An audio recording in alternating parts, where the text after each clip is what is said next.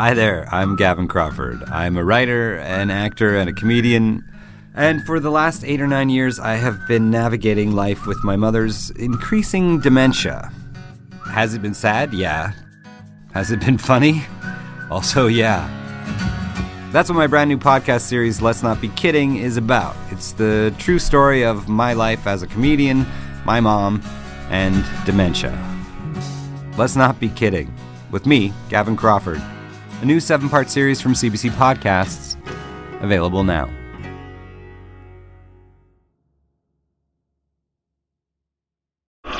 You're listening to a Frequency Podcast Network production. There's a bill before committee in Ottawa right now that would do, in theory, something I'm sure most of us would agree with: prevent children from accessing pornography online. Now, the devil is in the details, but even without those tricky things, this bill already has a lot of support. The Senate has passed it, and in the House of Commons, it's supported by every party save for the governing Liberals, who have their own bill planned. Keeping kids away from porn, pretty popular. Who knew? Okay, but actually, how would Canadians be required to hand over their government IDs to a porn site for access? Would they use their credit card information? Would the website simply scan their face to make sure they're an adult? As you can imagine, it is right about here that the bill goes from being something almost anyone can support to an entirely different political football. If the bill does pass, and it requires websites like PornHub to collect data from Canadians, will they? Or will PornHub and other sites, as they've done before, just close up shop, at least to Canadians? And a massive site like PornHub is one thing. But what about all the porn on all the rest of the internet? We're going to provide ID for that as well. All of it?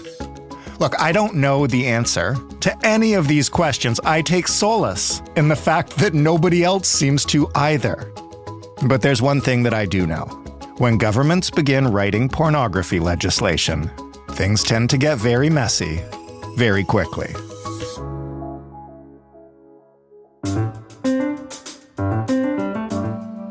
I'm Jordan Heath Rawlings. This is The Big Story.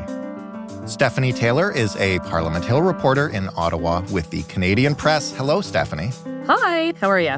I'm doing very well. I'm going to start by asking this bluntly. What does Pierre Poilievre and many others who we will talk about want to do to Canadians who want to watch a little porn? So at a news conference today, he answered that, yes, if he forms the next government, he would want to require porn sites to verify the age of their users, which is something new we heard from Mr. Poilievre, but perhaps not entirely surprising given that he and the rest of his caucus voted in favor of a particular Senate bill that would do just this. Explain that bill in a little more detail, maybe. What is it? Where did it come from? And what specifically do we know it would require? The bill in question is called Bill S-210. So it originates in the Senate. A senator brought it forward. This is the second time this senator has brought it forward. The senator is Julie Méville-Deschênes. And the bill itself is called an Act to Restrict Young Persons' Online Access to Sexually Explicit Material, otherwise known as Protecting Young Persons from Exposure to Pornography Act. So it states in the title what it wants to do. Now, this bill was brought forward in 2021, and the senator's speech in the text of the bill outlines what concerns she has and others have about young people being exposed to sexually explicit material through porn websites. And the bill runs through the gambit of concerns, whether it is exposure to children of unrealistic, at times violent sexual acts, whether it is reinforcing harmful gender stereotypes, showing examples of violence against women, creating, children and young people feeling insecure about their own bodies or their own sexuality when they watch this kind of content. So there is a lot of concern before this bill existed, just about young people watching pornography online. And obviously, we know that the internet and the ability for people to upload content, their own, adult material, sexual explicit material online has created access to this in a way that we have not seen when, say, I grew up in the 90s or people kind of around my age or before that. And so this bill was proposed actually in 2021, but the parliamentary process can be slow. So recently it passed through the Senate and it was passed through the House of Commons. Now, the stage it's at right now is it was passed through the House of Commons with opposition MPs all voted in favor of it, all saying, yes, we recognize that there is a problem when young people can have access to sexually explicit material. A lot of them are parents and talked about, personal experience with this and their concerns just as, adults and human beings in this country. So now this bill or this proposal is going to go before a committee to study it. Now, how it wants to do this is it wants to create a mechanism where a user's age has to be verified in order to access things like a porn site or kind of other sexually explicit material. But the crux of this is how. Right. Yeah. How do you do that? Because this is something that I think probably lots of adult sites have been trying to do since we were growing up in the 90s. Right. And when senators and members of parliament have talked about this, they leave that question up in the air a little bit. The senator herself, when she proposes this, says, we think that regulation would kind of get into the nitty-gritty of how a user's age could be verified. Karen Vecchio, the Conservative MP who sponsored this bill in the House of Commons, kind of said something along the same lines of saying, we don't think that Canadians should have to be giving up their personal information or data directly to these porn sites, but we do believe that technological advancements, as we saw, for example, during the pandemic, where we suddenly all had to work from home and we all had to adjust how it is that we live our lives, could usher in something like this. But the devil is really in the details, and it's the lack of details and the possibilities that have a lot of privacy experts kind of raising red flags about this proposal, saying, well, yes, it's an important pursuit, it's a moral and ethical pursuit, but the implications of this could turn really problematic if a proposal like this were to become law in Canada. What kinds of things could happen here? You mentioned giving up data to these sites. What would that data be? And I realize, by the way, that there are no specific answers yet, but what concerns would privacy experts raise about how it happens?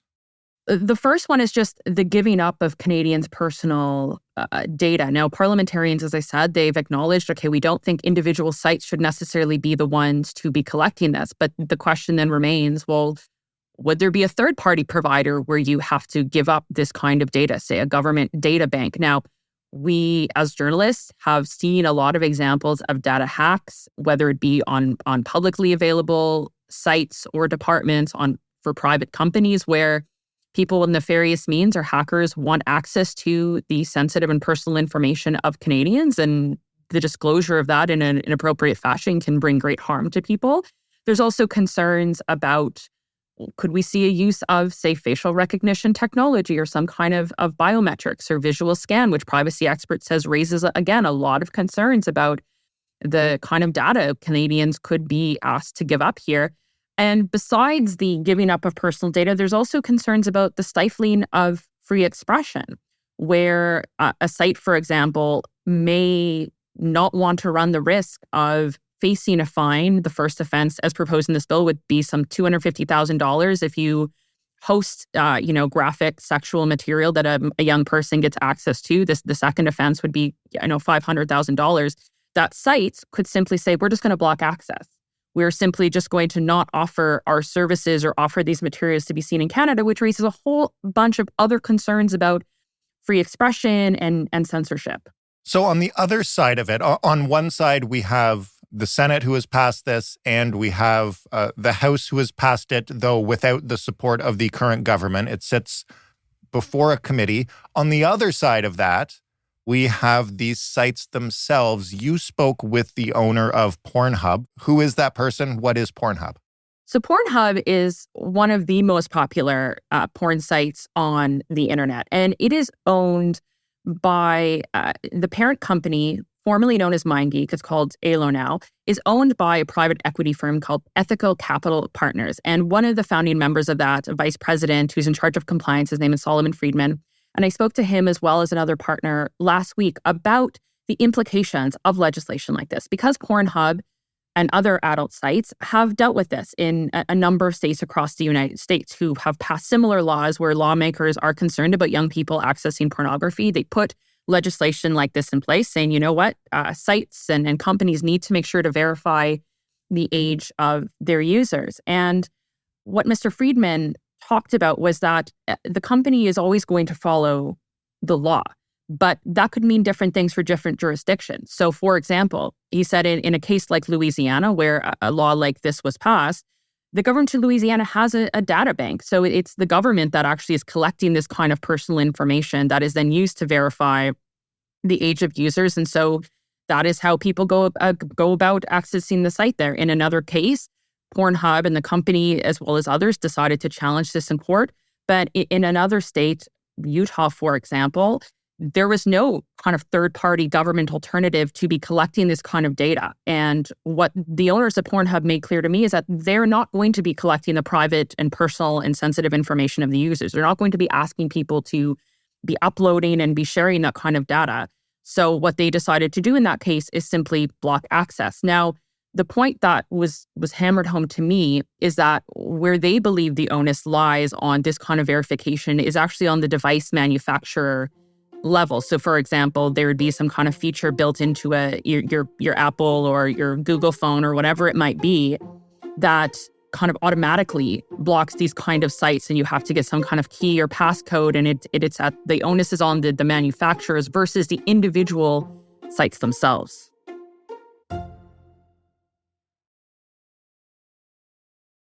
Just for context, because you mentioned how clear here Pornhub is being at saying it will follow the law.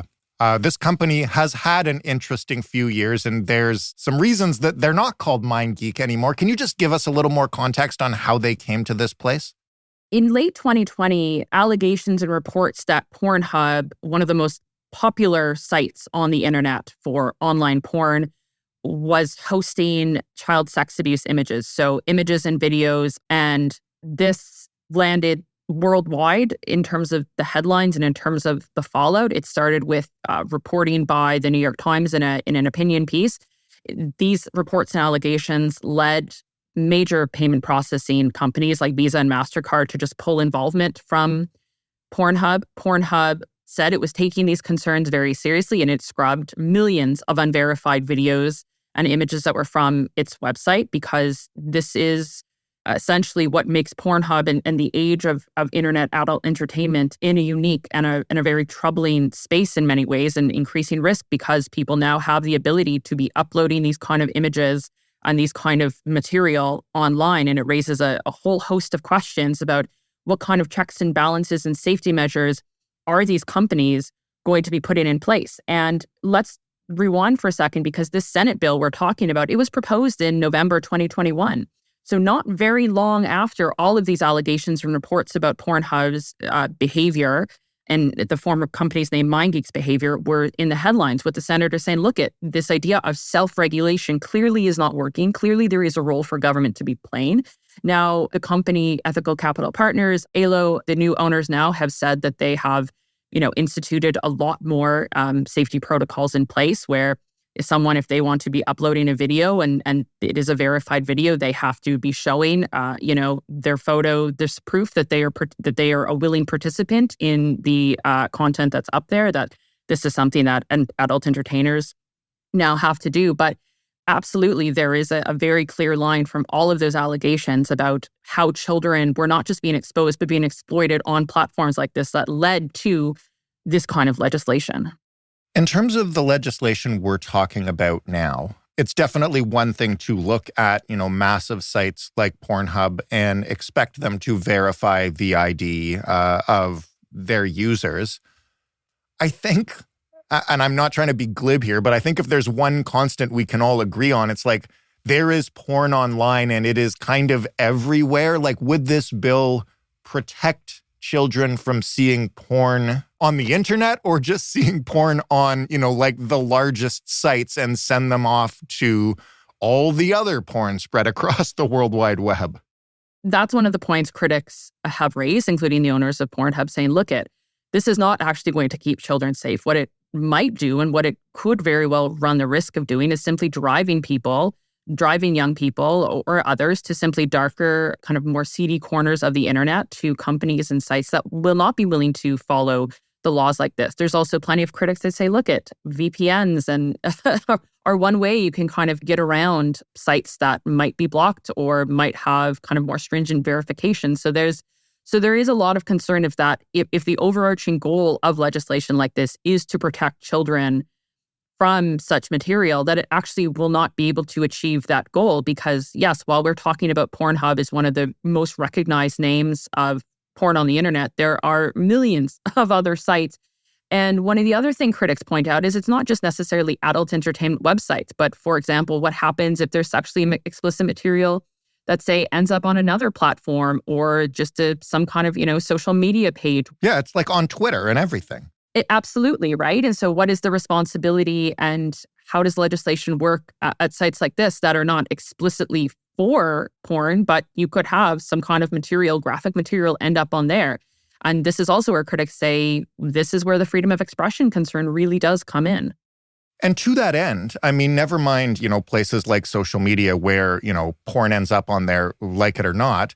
What about sites that deal with sort of deeper, more intellectual sexual issues, for lack of a better term? Like, who determines what then constitutes explicit sexual material on the internet? Is that the Canadian government's job now if this passes?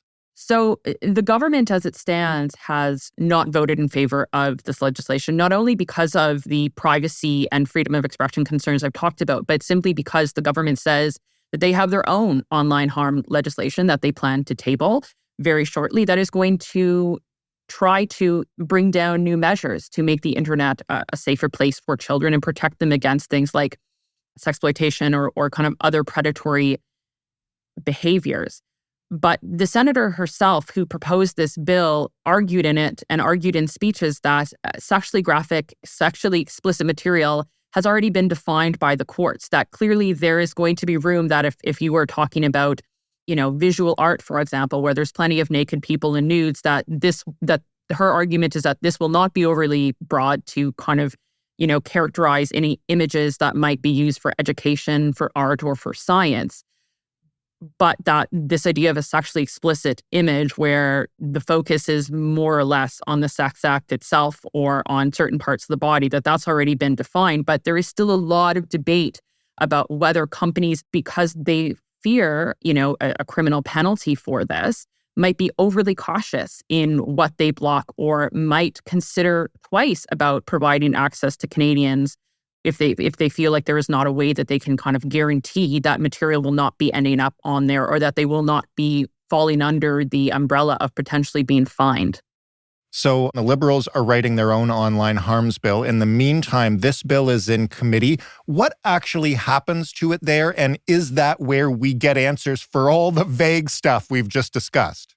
So the owners of PornHub said that they are going to committee to try to make their case to legislators saying, look, we're not opposed to regulation per se, but we're just saying we want you to do it at more of the device level. And committee is an area where stakeholders, whether it is the adult entertainment sites themselves, whether it is those who have expertise in protecting children, whether it is those who have expertise in law and privacy and how that all intersects with technology, that they can present their case to parliamentarians and say, here's the impact of this piece of legislation, here's the pros and here's the cons.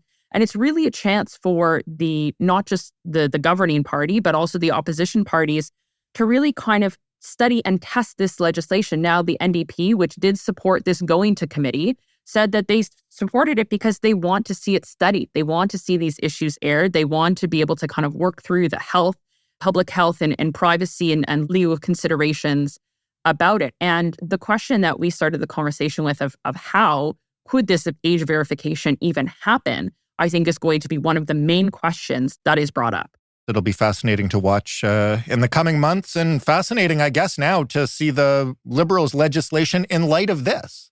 Absolutely. There is a lot of pressure for the Liberals to get their legislation right, not only in terms of will it protect freedom of expression and charter rights and not be overly broad that lead to instances of Canadians not being able to see and access things online, but also in terms of what it plans to do for online safety, because I think Canadians and parents are rightly concerned that the internet is becoming a more volatile and hostile place, particularly for young people.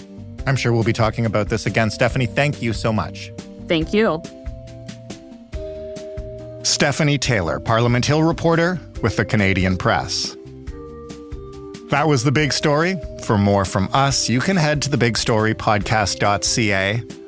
If you've got feedback on this episode or any other, if you have perhaps an idea for how to keep kids from accessing pornography online that has no privacy concerns or ramifications for adults, you can send it to us. You probably should send it to the House of Commons, but you can send it to us at hello@thebigstorypodcast.ca, or you can call us up and walk us through it with a voicemail, 416-935-5935.